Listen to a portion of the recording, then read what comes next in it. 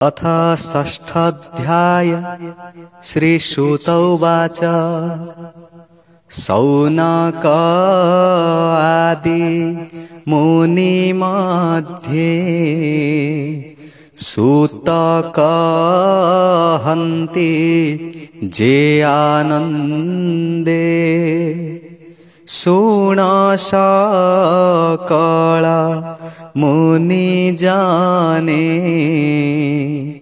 से व्यास नारद वचने। एमन्ते नारदर वाणी सत्यवतीर पुत्र जाणी नारद जन्म कर्म जेते कृष्ण को भजिले जे मन्ते ए सर्व कथा जानी बारे पुणी पुछिले आओ थरे। व्यास उवाच गले सन्यासी जेउ दिन तुम्भंको करी मंत्रदान संतोषे देई कृष्ण दीक्षा गमिले जेणे तांको इच्छा। तदनंतरे कलकिस तुम्भे जे अल्प बयस जन्म सर्जना प्रजापति बालक कालु जे भकति करी बंचंती प्राणी सर्वे तुम्भे बंचिल केउ भावे। काल प्रवेश मुनिवर केन्हे छाड़िल कलेबर पूर्व कल्पर जे विचार किरूपे हेल जाति स्मर तुम्भर देहु ज्ञान अन्ते काल न हरिला के मन्ते। एमन्ते व्यास मुख शुणी ब्रह्मानंदन वाक्य भणी। नारद उवाच सुन हे मुनि शुद्ध चेता जे जन्म कर्म रबारता मोते परम ज्ञान देई विप्र जे गले पथ बाही मु पुणी प्रथम वयसे मुनि जनक उपदेशे दिन बंचई माता कोले मन मोथाए तांक मेले मोर जननी विप्र घरे सेवकी पणे दिन हरे एकई पुत्र तार मुहि से मोते दंडे न छाड़ई स्नेहे पोषई नीति नीति मोतो हूँ नाही अन्य गति सेवई विप्र घरे मोते न चाहे आत्मार आयते मोर निमित्ते भिक्षा अन्न बहुत कल्पे तार मन अन्न बासे पाइब काहि ब्राह्मण घरे जे मिलई मोर भुंजिला अवशेष मोर जननी करे ग्रास संसार ईश्वर आयते काष्ठ पितुली जेन्हे हस्ते मुझे ब्राह्मण घरे थाई दिग्देश काल न जानई बालक पंचम बरस बंचई जननीर पास मोर जननी एक दिने ब्राह्मण घरे गोदोहने जानते पथे घरु आसी सर्पे मिलिला आगे आसी विधाता बळे से दंशिला तक्षणे जननी मोमला मुझे मातांकु अग्नि देई भाळई चतुर्दिग चाहे तार मरण मो कल्याण मणिले कले भगवान विप्रंक तहि मोरो मन भाली हुई छन्न छन्न ताहांकु भेटिबार अर्थे गली उत्तर दिग पथे अनेक दूर ग्रामे ग्रामे विप्रंकु खोजी पथश्रमे खेट खर्बट बाटी बने दुर्गम पर्वत कानने हस्ती सेवित वन आदि जे पर्ण चित्र पुण्य नदी पवित्र जलाशय तीर्थे देव सेवन्ति जहा नित्ये उत्तम सरोवर बने हंस सारस सुकस्वने पुणी गमिली घोर देशे पूरित नलकाश कुशे विषमलता गुल्मसार दिशई घोर अंधकार सर्प भल्लुक सिंह चाहि बने गमई एका मोहि एमन्ते भ्रमु घोरो पथे श्रमे पिपासा बुभुक्षिते एमन्ते जाई पादे पादे श्रमे पशिली नदी ह्रदे शीतल जले स्नान पान करन्ते गला मोर श्रम से नदी तीरे प्राण पोषी अश्वत्थ तरु मूले बसी विप्रजनकर वचने आत्मार आत्मा अवधाने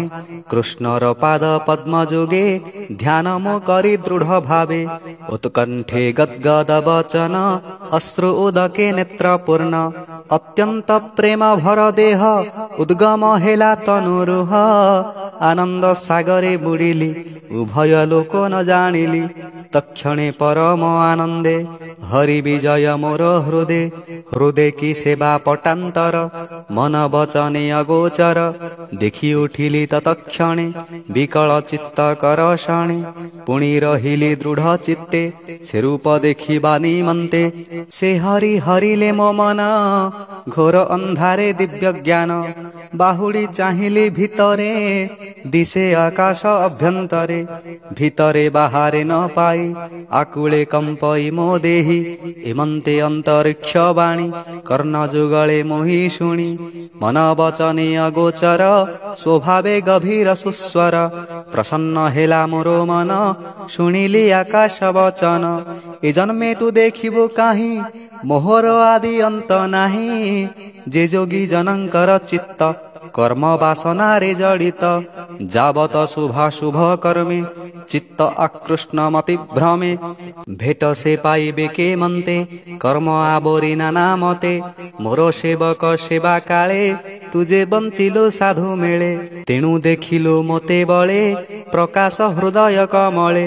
मु तोर चित्ते नित्ये थाई तो देहे अमंगल नाही तुझे साधुंक सेवा करी एबे तरिबु भाव बारी दृढ़ भक्ति मोरो पादे नित्य प्रकाश अप्रमादे अन्ते पशिबु मो भुवने ए देह छाड़ी मोरो ध्याने मोरो विषय तोर गति